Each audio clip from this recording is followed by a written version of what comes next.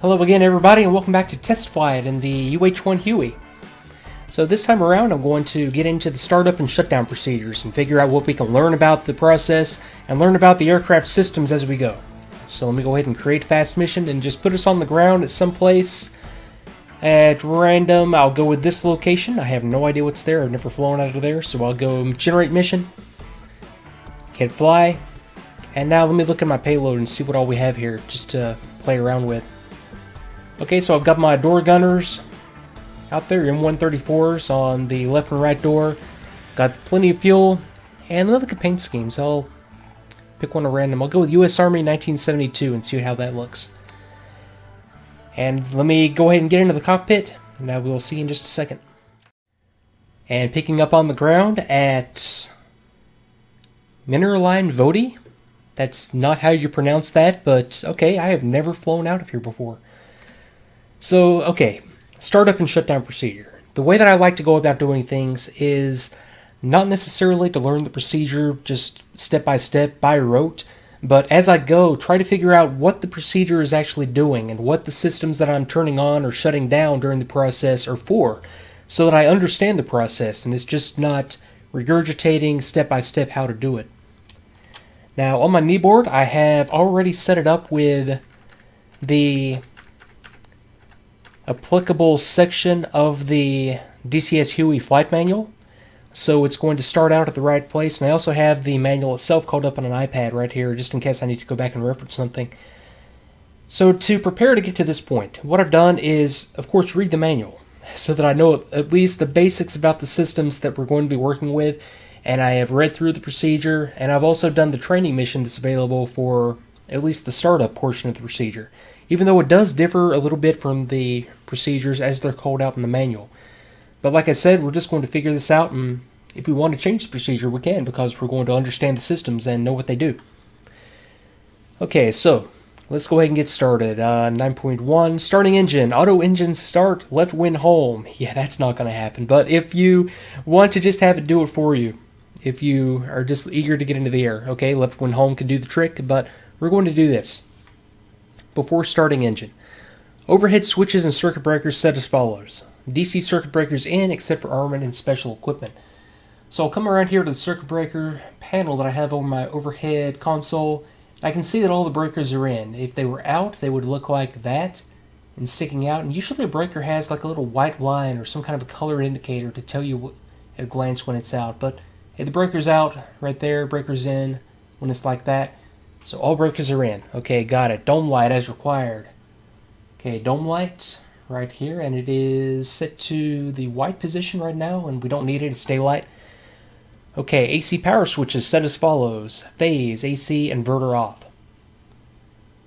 Okay, so coming down here, and it's important to note also that it's helpful a lot of times just to spend some time looking around the cockpit and figuring out where the panels are, because there's always a system to where the panels are. They're not just thrown in at random, and well, in most cases, they're not just thrown in at random. There's a system and a reason to why panels are in a certain place. For example, up here on the overhead, I have circuit breakers, I have lighting, and I have electrical. So for anything having to do with breakers, lighting, or electrical, I know to go up there. Coming down here to the center console, I have armament controls at the rear. I have communications and navigation down here in the center and then going up the left side.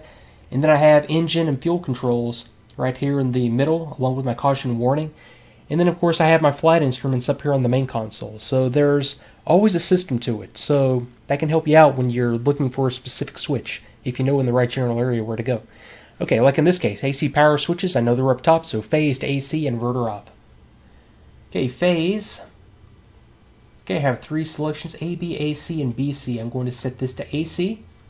And what this is three-phase AC power. So you see the AC, BC, and DC. There are three conductors, A, B, and C. So depending on which conductors are used, you essentially get 3 times the power off of one AC generator. And you'll see that a lot of cases all the time in aircraft and all weapon systems as well. But okay, I'm set to AC for my AC phase. And inverter switch is going to stay in off for now. DC power switches, main gen on and cover down. So I saw that right up there next to the AC switches. AC on, or DC on, cover down. Okay, VM selector essential bus. So this is voltmeter selector. It's going to control what system or what bus on the aircraft is being displayed down here on my voltage meters. So I want that to be displaying on the startup the essential bus voltages. Okay? And starter gen switch to start. And I also know from my reading, okay, that is in the start position. I know from my reading that the starter generator acts as either a starter or an auxiliary generator, depending on the position of that switch. So I want it to act as a starter until we get it started up. And now battery switch on. And that's going to put DC power onto the aircraft. And I have a tone, and I know I need to go to low RPM audio off to get rid of that tone. You can leave it on, especially as you get quicker in the procedure. But yeah, for now I'm just going to turn that off so it's not annoying me. Okay, ground power units. Connect for GPU start. So if I wanted to have ground power applied, I could interact with the ground crew through the comm menus, but I'm not going to do that. I'm going to do a battery start.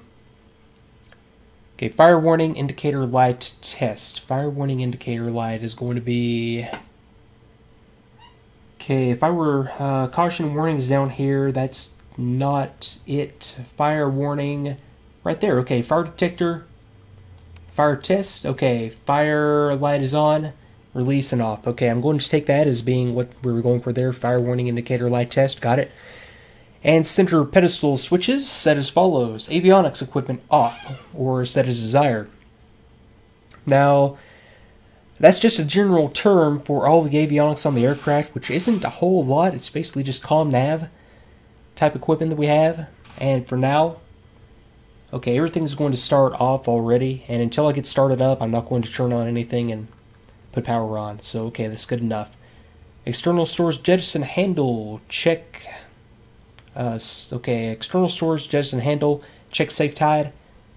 I think, okay, external storage is going to be down here at the bottom of my pedestal. Okay, external storage, jettison, switch. What I'm going to take that to mean is I don't see a handle anywhere. I think that's just the switch that it's talking about. And I'm just going to check guard down. And what I think it means by safe tide, a lot of times when you have a guarded switch in an aircraft, you'll have like a little bit of safety wire, little copper safety wire that's holding the switch in the down position, so that you would have to break the wire to get the switch to go up. So I'll take that as what that means. Okay, it's in the safe position and guard down. Dispenser control panel, check arms standby safe switches safe, and check jettison switches down and covered. Okay, so coming back around here. Okay, and that was dispenser control. That's right here on this panel. Okay, guard down. And safe. And... okay, got it. Okay, governor switch to auto. So, looking for a governor switch. That would be... engine controls. So, let me look. Pedestal forward. Governor switch auto. Okay, right there. Governor switch auto, 2 positions, emergency and autos. And that's going to be the engine governor that controls the RPM as we get started. Okay, de-ice switch off. De-ice would be, let me see, let me look down here at this location again. Okay, de-ice switch on. I'm sorry, I want de-ice switch off for the startup. Got it. Fuel switches set as follows. Main on and all other switches off. Okay, so fuel controls are... where would I be if I were fuel control? I would be right there, actually. Okay, what are you? You are main fuel. Okay, main fuel on. Okay, and I can hear the fuel pump power up. And all other switches off. What other switches do I have? Okay, so I have internal auxiliary fuel, left and right, off and off. Okay, got it. And just recentered my track IR. Okay, caution lights test and then reset. Okay, caution lights, I know we're right here, so I have a switch. Okay, test. Okay, test lights are on, release, and reset. Got it. Oh, I see what happens there. Okay, test, everything comes on, and then when I go reset, okay, maybe that's not what happens. Disregard. Yeah, okay, basically just looking to make sure that all the caution lights come on, including the master caution up here on the panel. And reset just, obviously, just resets everything. Hydraulic control switch on. Okay, so hydraulic control. Okay, got it right there. Okay, switch on. Force trim switch on. And force trim is right there by the hydraulic control on. And that's going to activate this little, or apply power to the system that allows me to, well, exactly what it sounds like, trim out the forces that are on my collective, or I'm sorry, my cyclic stick. So I can hit a button right here, and it's the force trim button that I have already mapped to my stick. And it's going to basically center the stick at that position so that I don't have to apply constant force to it. As we go, and I hear something taxiing by. What are you? Hey, I have an F-18 out there taxiing. Yeah, very cool. Okay, chip detector to both. Okay, chip detector. Okay, right now it is in, okay, I've got transmission. I take that to be what that means. Tail rotor. Okay, and the center position is both, okay? And the chip detector is basically just a little magnet that is associated with the fuel system, or the oil system, and it basically just checks for metal shavings by, I don't know, I have to look and see exactly how it does that, but there's a little magnet on there that detects it, and whenever something is attached to the magnet that is a metal shaving, it's going to affect things, and in some way electrically. I would have to look up and see exactly how electrically that happens, but it's going to kick off a caution or warning whenever it detects metal shavings in either the transmission or the tail rotor oil and lube boxes. Okay, flight controls. Check freedom of movement, full travel, center cyclic and pedals, collective pitch full down. Okay, so good movement on my pedals and my stick. Collective. Okay, full down on my collective. Okay, got it. And altimeter set to field elevation for pilots. Okay, so right down here. Altimeter is right here. And usually, yeah, pressure adjustment. So I can adjust the pressure. Right now it's set to like a QFE setting. That's going to have it at 0, depending on just 0 elevation for my airfield. Or I could set it to the actual ambient outside temperature, and then depending on the elevation I would get actual barometric altitude out of it. So I'll leave it as is for now. So I'll just have 0 for my field altitude, regardless of what the actual field altitude is in barometric altitude. Okay, so that's the system. So essentially what we did right there was verify switch positions, and get the battery on. So right now I'm just working off the battery. I don't have my inverter on, so I'm not transferring anything into AC power, so I don't think even if I wanted to, I couldn't get a lot of the avionics up and running at this point. And I'm ready to start. Yeah, so there's really not much to that.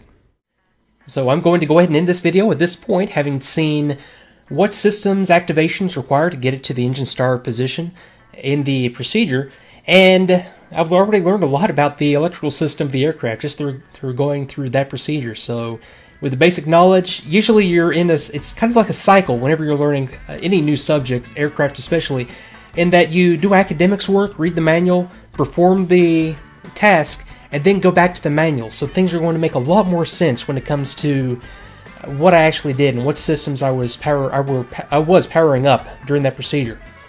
So hey, thanks again for watching, and I will come back very, very soon with the rest of the engine startup procedure and continue to learn the aircraft. So thanks again. I'll see you later.